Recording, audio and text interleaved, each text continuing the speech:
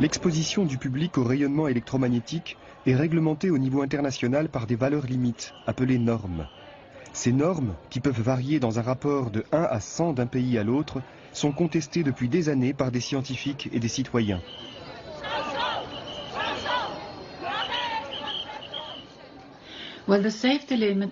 Les normes qui régulent la technologie de la téléphonie mobile proviennent d'un paradigme établi dans les années 50 par l'armée américaine.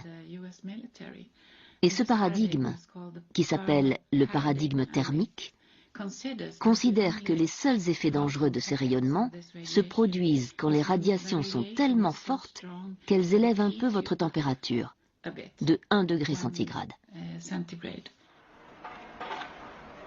À partir des années 40 aux États-Unis, des effets indésirables des micro-ondes ont été rapportés par les opérateurs radio et radars de l'armée. Il s'agissait principalement de brûlures de la peau et des yeux. C'est cet effet d'élévation de la température qui a été utilisé à partir des années 50 pour la technologie du four à micro-ondes.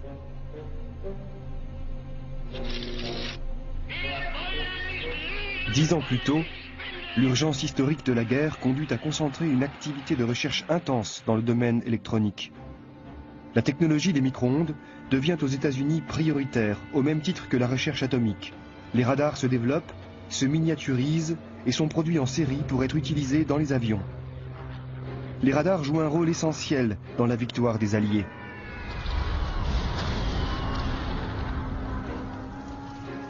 L'après-guerre inaugure une période de tension et d'affrontement idéologique entre l'Est et l'Ouest. C'est la guerre froide, qui fait planer sur les populations civiles la menace nucléaire. La guerre froide déclenche une course aux armements qui lance une deuxième vague de recherche et de déploiement de la technologie des micro-ondes. En 1966, l'armée américaine et ses sous-traitants fixent les premières normes d'exposition aux radiations électromagnétiques pour protéger leur personnel. Ces normes sont fondées sur une approche théorique calculée 10 ans plus tôt par le biophysicien Hermann Schwann, qui conclut qu'aucun effet des micro-ondes ne peut exister en dessous de 200 volts par mètre. Le paradigme thermique est posé.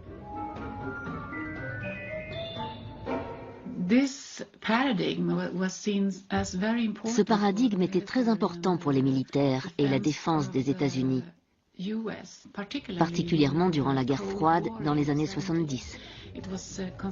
C'était considéré comme stratégique pour la défense des États-Unis, qui avait un système de radar très efficace. Et ce système avait besoin de ses limites très élevées. Mais depuis les années 60, au sein de l'armée américaine, le doute commence à planer sur l'innocuité de la technologie des micro-ondes en dessous des seuils fixés pour protéger des effets thermiques. En pleine guerre froide en 1962, les Américains découvrent que leur ambassade à Moscou est exposée depuis 10 ans à des rayonnements électromagnétiques par les services secrets soviétiques. Un tiers du personnel y est anormalement malade et 2 ambassadeurs meurent de cancer. Les pratiques des soviétiques à l'encontre de l'ambassade américaine pouvaient sembler incompréhensibles si on se limitait à la vision occidentale du paradigme thermique. Mais les Russes avaient développé une approche élargie des effets des micro-ondes. Pendant les années 60 et 70, les scientifiques d'Europe de l'Est ont fait des études sur les effets biologiques non thermiques de ces expositions aux micro-ondes. Ils ont observé que les radiations, bien en dessous des normes qui sont utilisées aujourd'hui pour la téléphonie mobile, provoquaient des symptômes qu'ils ont appelés le syndrome des micro-ondes. Les autorités américaines se sont penchées sur ces études russes qui décrivaient les effets provoqués par une exposition faible et prolongée à des champs électromagnétiques en dessous des normes américaines. Dans un rapport des années 70 d'un sous-traitant de l'armée, ces études soviétiques sont analysées et le syndrome des micro-ondes y est décrit dans le détail. Migraine chronique, douleur cardiaque, bradycardie, augmentation de la pression artérielle.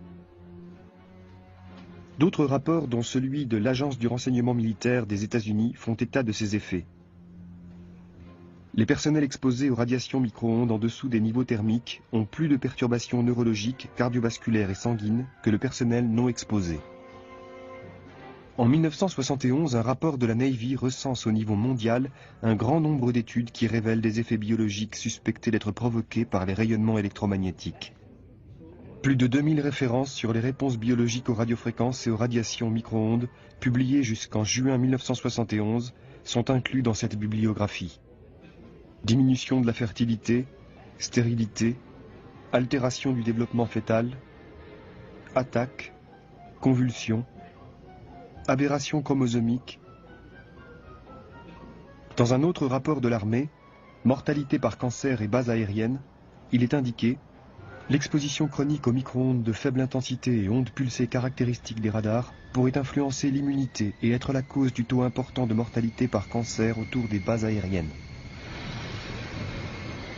Le problème avec cet endroit, c'est que nous avons un aéroport militaire à 1 kilomètre de la maison. Si tu as des soucis avec les rayonnements électromagnétiques, eh bien c'est le pire endroit au monde pour vivre.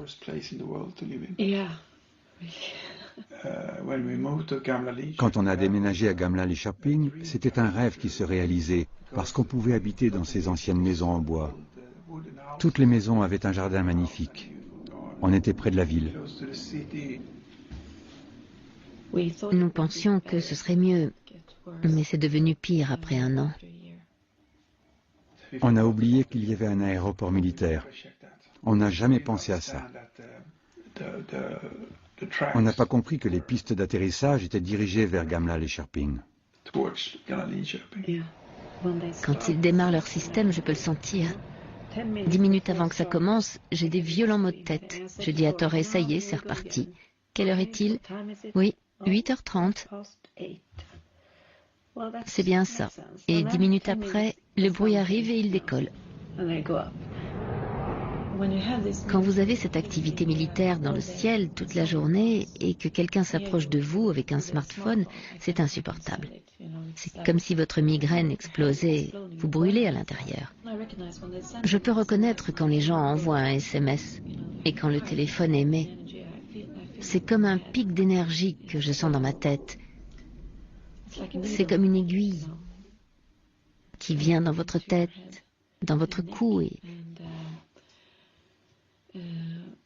quand cela m'atteint tellement de fois dans la journée, vous avez des migraines très très violentes après.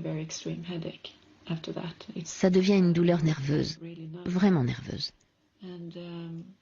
Et vous la ressentez aussi dans la poitrine et dans votre nuque. Et les muscles sont comme Contractés. contractés.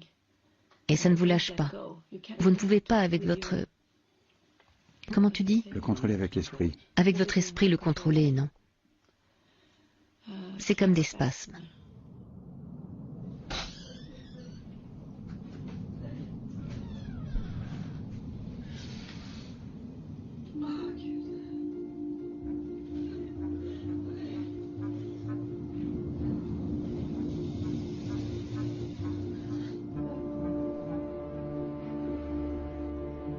Les effets des micro-ondes sur la santé, mis en évidence par les scientifiques russes, n'étaient pas l'unique raison de l'intérêt de l'armée américaine pour les travaux soviétiques dans les années 70. Le développement d'armes utilisant les micro-ondes les préoccupait davantage. Les normes soviétiques dans les années 70, plus précautionneuses, 1000 fois plus basses que celles des États-Unis, sont alors soupçonnées par l'armée américaine et l'industrie militaire d'être une stratégie des Russes pour empêcher le bloc de l'Ouest de développer des armes à micro-ondes. Ils essaient de limiter notre efficacité opérationnelle en mettant des obstacles inutiles à notre utilisation de dispositifs micro-ondes, en particulier les armes. Pour plaider en faveur des normes instaurées par les Américains, l'argument économique est aussi avancé dans ce rapport de l'armée. Si les nations occidentales étaient plus strictes sur les normes d'exposition, cela aurait des effets défavorables pour l'industrie et le fonctionnement militaire. Plus tard, l'industrie des télécommunications a suivi la voie tracée par les militaires. Pour exploiter cette technologie qui pouvait exister grâce à ses limites très très élevées, qui sont en fait destinées à protéger l'industrie, et non pas les gens et l'environnement.